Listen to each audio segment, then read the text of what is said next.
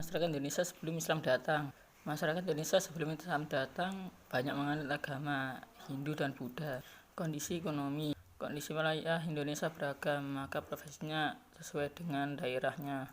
Kondisi sosial politik di Indonesia sebelum Islam datang, kondisi politiknya dapat ditandai dengan kerajaan Hindu Buddha besar seperti Majapahit dan Sriwijaya.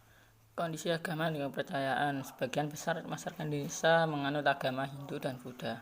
Kondisi sosial dan budaya, Indonesia terdiri atas suku dan budaya yang beragam, yang tersebar dari Sabang sampai Merauke.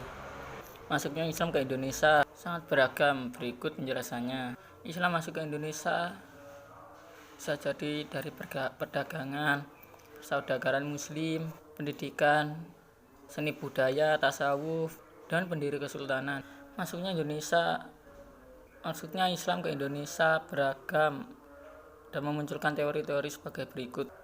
Nomor 1, teori Gujarat. Teori Gujarat ditemukan oleh Shenok Hurgrons bahwa masuknya Islam ke Indonesia melalui perdagangan.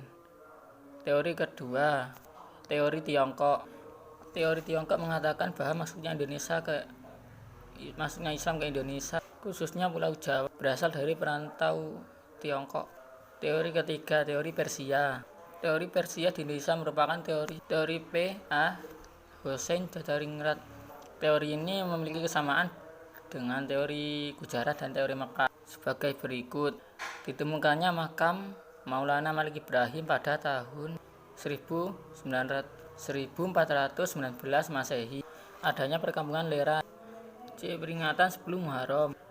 Lasuro 4. Teori Mekah. Teori Mekah didukung oleh Dr. Hamka Van Leur dan D. W. Arnold. Mereka mengatakan bahwa muncul Ibrahim pada tahun 1419 Masehi. Adanya perkampungan Lera. C. Peringatan 10 Muharram. Lasuro 4. Teori Mekah. Teori Mekah didukung oleh Dr. Hamka Van Leur dan D. W.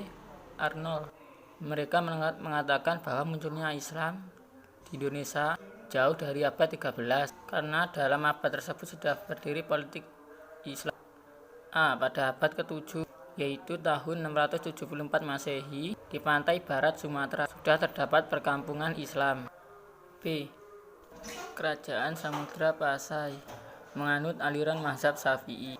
Raja-raja Samudra Pasai menggunakan gelar Al-Malik, yaitu gelar yang berasal dari Mesir. D. Corak keislaman di Indonesia.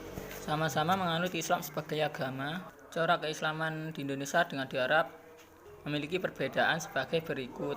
1. Pendidikan. Islam dilakukan melalui pendidikan, misalnya pesantren, pondok yang diselenggarakan, yang diajar oleh guru-guru agama, kiai-kiai dan ulama. 2. Perekonomian.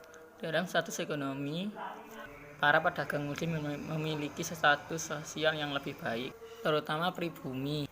Putri-putri bangsawan tertarik menjadi istri saudagar itu. 3. Seni budaya. Nilai-nilai keislaman mengaruhi bangsa Indonesia dalam seni budaya, misalnya seperti Badro, Rebana, Kasidah, dan lain-lain. 4. Politik. Perkembangan Islam di Indonesia turut mencorai politik di Indonesia. Ini disebabkan munculnya kerajaan-kerajaan Islam di Indonesia seperti Samudra Pasai, Malaka, Aceh Darussalam, Demak, dan banyak lagi.